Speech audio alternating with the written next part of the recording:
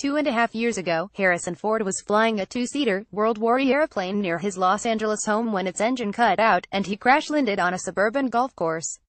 A year before that, on the set of Star Wars The Force Awakens, the Millennium Falcon's hydraulic doors went haywire and shunted into him with the force of a small car, breaking his left leg in 2 places. Earlier this year, when the actor was piloting another light aircraft, he almost flew into the side of a Boeing 737 during touchdown, after confusing a taxiway for a runway. And at some point in the middle of this, cinemagoers worldwide watched him tumble to his doom down an iron abyss, after his estranged son impaled him on a lightsaber. So when he saunters over to my table in a London hotel, dressed in dark blue blazer and jeans and gently, demonstrably all in one piece, I feel a sense of palpable relief. I'm not nostalgic, says Harrison Ford. I'm a little sentimental from time to time, but that's not enough to get me to do something. Photo Steven Seward. If meeting Ford in person is like an encounter with an endangered species, it's not just because of his recent close shaves. Over the past 10 years, the 75-year-old actor has been revisiting the 3 roles Indiana Jones, Han Solo and now Rick Deckard, in Blade Runner 2049, which made him arguably the defining star of the dawning blockbuster age. Ford's ultra-charismatic brand of touchy heroism on the hoof connected those mushrooming megafilms to the vintage adventure serials and hard-boiled noirs of the 1930s and 40s that their ambitious young directors Steven Spielberg, George Lucas, Ridley Scott wanted to revive and turbocharge. For instance, the role in Blade Runner of Deckard, a private investigator who tracks down replicants, or ultra-lifelike androids, in a neon-lit, fog-cloaked near-future Los Angeles, was originally written with noir icon Robert Mitchum in mind.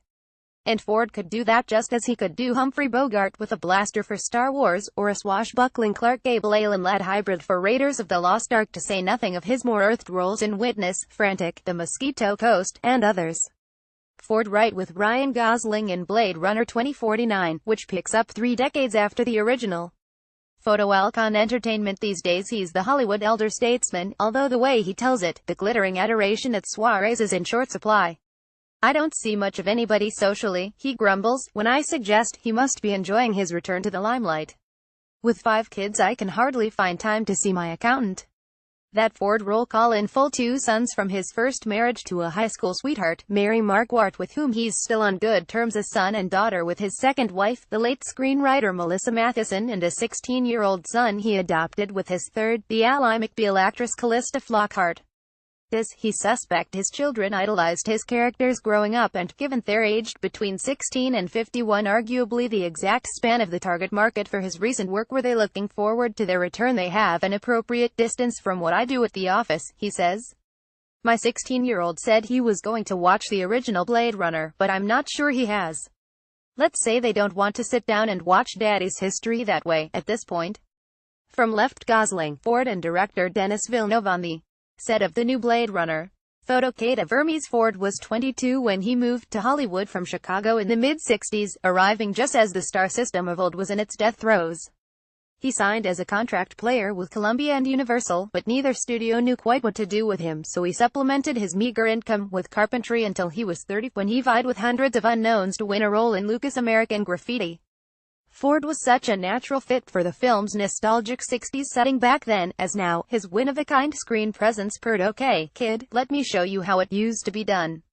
Right now, he's in town to talk about Blade Runner 2049. Except he can't, not really, because even though the 35-year sequel to Ridley Scott's epic-making opus is just about to arrive in cinemas, much like The Force Awakens before it, it's being kept behind an adamantine wall of secrecy. Ford is Han Solo with Carrie Fisher as Princess Leia in Star Wars The Force Awakens. Photo Lucasfilm. For Ford, that's half the fun of it. We're going back to old movie rules, he grins, between sips of coffee. On the theory that maximum pleasure for the audience will be derived from knowing nothing when they go in.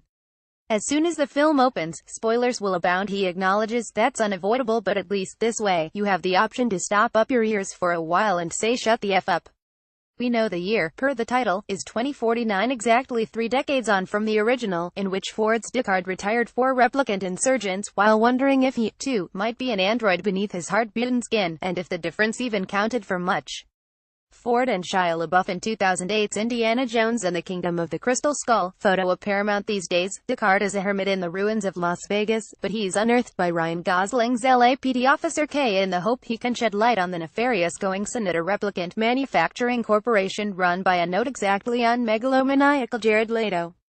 The opening sequence, which takes place in a cabin on a misty protein farm, was originally devised for the first film by returning screenwriter Hampton Fancher. The only difference is that Gosling's character takes Deckard's place. So for those 10 minutes, at the very least, it's going to be as faithful to the original as the most zealous fan could hope. I wonder aloud if Ford's determination to retread familiar paths gives him the same kick of nostalgia so many of us get from watching him do it. "Oh no," he says, with a flinch of distaste. "I'm not nostalgic. I'm a little sentimental from time to time, but that's not enough to get me to do something. It's just, you know, my job. Most of the time I just feed opportunistically on things that look like they might be a good idea." Ford is Rick Deckard in the original Blade Runner, released in 1982. Photo supplied the idea in this instance came from Fancher and Ridley Scott, who thrashed out the storyline for a sequel a few years ago from which they hoped a screenplay might germinate. "Ridley asked me, would you in theory want to play Deckard again?" Ford recalls. "And I said, affecting classic Fordian befuddlement, well, maybe. Do you have a story?" And it turned out he had a whole novella. Like Scott, Ford has long been at peace with the original Blade Runners. Rocky reception. Released 2 weeks after Spielberg's E.T. The extraterrestrial in an unflattering, compromised cut, the pessimistic, ambiguous film left audiences cold. There was an awkward happy ending, tacked on at the studio's insistence, and an expository voiceover, the recording of which Ford recalls with a grimace. Ford returns as a much older Deckard in Blade Runner 2049. Photo Warner Brothers. "We weren't allowing the audience to come into the story voluntarily, but telling them what we wanted them to know," he says. "It sucked. 7 distinct versions of the original Blade Runner exist, and the voiceover wasn't removed until the 6th, in 1992. Scott's definitive final cut, which cemented its masterpiece status, was only completed in 2007. A dystopian vision in brown defines Blade Runner 2049. Photo Alcon Entertainment. The shoot was mythically fraught 50 consecutive nights on a Warner Brothers backlot with the rain and smoke machines cranked to full pelt, the moneymen gnashing their teeth on the sidelines, and a director and star who didn't even see eye to eye on whether the lead character was an android or not. Scott said yes, Ford begged to differ. Looking back, he thinks that fundamental tension is one of Blade Runner's greatest assets. The unsettled nature of it is a subtlety in the film itself, he suggests, before adding, slightly mind-bendingly, "But if we had settled it, I wouldn't have played the character any different." He does, however, acknowledge that Scott gave him the latitude to shape Deckard in other ways, as did Denis Villeneuve, who directed the new sequel immediately after another work of cerebral sci-fi, Arrival. "It's how Ford likes to work. If I couldn't, I wouldn't do it," and it's notable just how many of his defining screen moments have been the result of an on-set brainwave. Take the unceremonious end to the sword fight in Raiders of the Lost Ark, laid low on location in Tunisia with dysentery. Ford didn't dare risk any leaps and thrusts, so simply pulled out a gun instead. And his unforgettable response to Carrie Fisher's "I love you" in The Empire Strikes Back, I know was concocted in the moment, but caught the entire appeal of Star Wars in a 2-syllable snapshot. He's still proud of that one. "It's not like you're on set and you say stop. Hey, look, I'm being great," he says. "But you may be insistent about it, in the face of opposition. And I was mad about I know, because it was the essence of the character. It meant even when I came back to Star Wars recently, the relationship I had with Carrie still had a powerful core." Fisher's death late last year hit him hard, perhaps especially so because the actress had recently disclosed in a book details of their romance on the set of the original Star Wars, shortly before Ford's first divorce. At the time he described her as one of a kind, brilliant, original, funny and emotionally fearless. His one hope from this interview, which he tells me straight, is that it'll persuade people to experience Blade Runner 2049 in a cinema, rather than on the screen of their smartphone. The isolation of these personal devices is robbing people of one of the most important features of these movies, he says. Because that group storytelling tradition goes all the way back to cave paintings. When you're all sitting in the dark with all of this stimulation, visual, oral, intellectual, emotional, it's like you're attending to your common humanity. It's like going to church. You don't want to be the only one around when they ask you to stand and start singing.